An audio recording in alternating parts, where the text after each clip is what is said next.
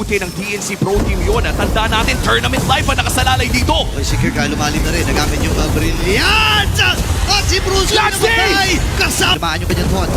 Si Trimar ilalapag na yung kanyang bravest fighter. Lassie with a burst. Natama yung Abyssal Arrow. Kakaganda naman si Super Friends. Pero si Zaida naman na nagwagi. Kiko ay masyado atang malalim at naiipit ata siya. Lassie! Hindi meron siyang traceless. Ngayon si Bruce Wayne tumalo na. Gagamitin yung kanyang Tsunami Slam. Sino kanya nakahuli? Si Zaida. Pero buhay pa rin si Zaida dito. Makakatakas. Kirk ay hinabol na rin. Finals na sila. Bitawan ang baba ng buhay dito ni Chaknu. Pero nabitawan niya at nagamit yung kanyang conceal. Kaya lang kumonekta na naman!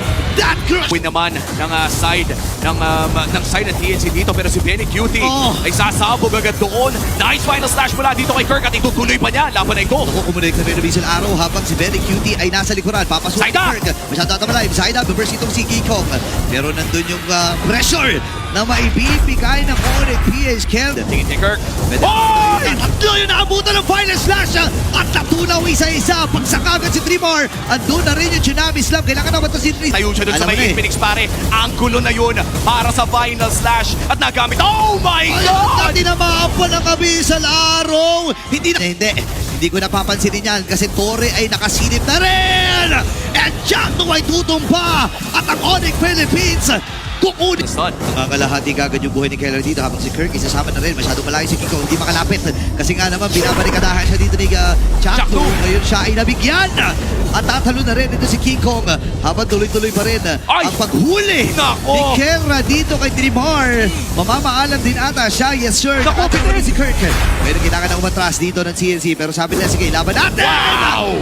And that... So may hawak ng pixel. Si Kirk ay medyo malayo pa pero nangangalati na ang buhay. Hindi pa nagkikita yung dalawang junglers natin. Na 10k na yung buhay ng Lord na ito. Pero si King Kong magta-try. Pero si Zaida ang nagwagi. Bagsak ang King Kong na ito. Ngayon naman ay sa likuran ay kailangan ng umatras ni Kirk. Si Zaida ay nakabili na rin dito ng Malefic Roar. At Flicker ay na-force na rin dito kay King Kong. Hinahabol na ng tatlong miyembro ng TNC Pro Team. Saan ka pupunta, Kirk? Kaya lang napakakulat talaga pero may off-cam kill na naganap. Nakakuha si Zaida ng isang kill. Ngayon si Kirk. May kakancel niya agad with the Knight. Trimar going in, two-man Dark Wave. At mukhang papasok siya with the Malefic Force. At nariyan na nga ang Super Family. Bitunaw dito si Kelra pero this time ay si Lancy ay namatay din sa kamay ni Kiko. Nagamit na rin yung pating. TNC. Kung sino kanilang gagamitin, makikita nila si Kelra. Conceal din para dito sa TNC. Ay, naku po, walang inabutan si Brusco. Very cute ay buhay pa rin. At namatay na kaagad ang gold standard. Ngayon naman sa may bandang ilalim. Si Kiko ang nabigyan. Double para kay Zaida. Takbo mo na dito ang Onyx PH.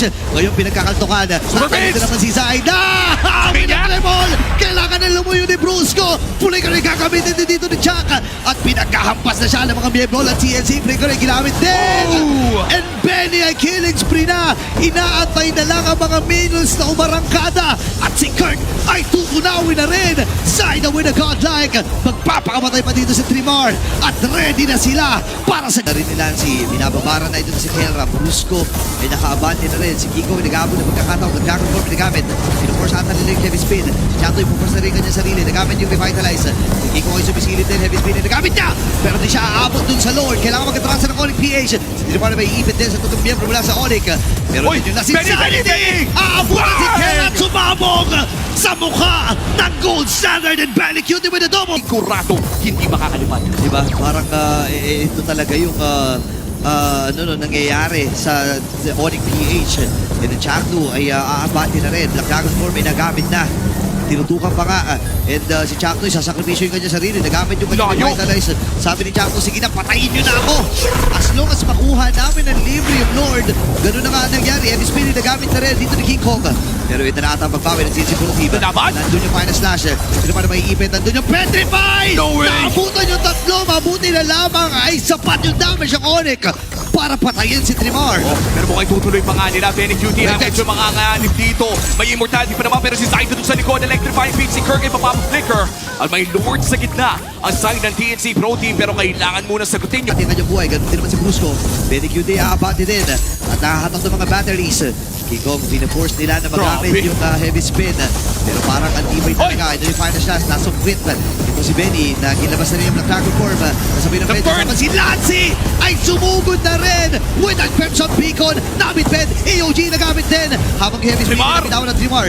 Pop lang yung imo. Hindi, wala siyang immortality. Namatay doon si Trimar. Kasabay ni Super Prince. Kirk. Tatlo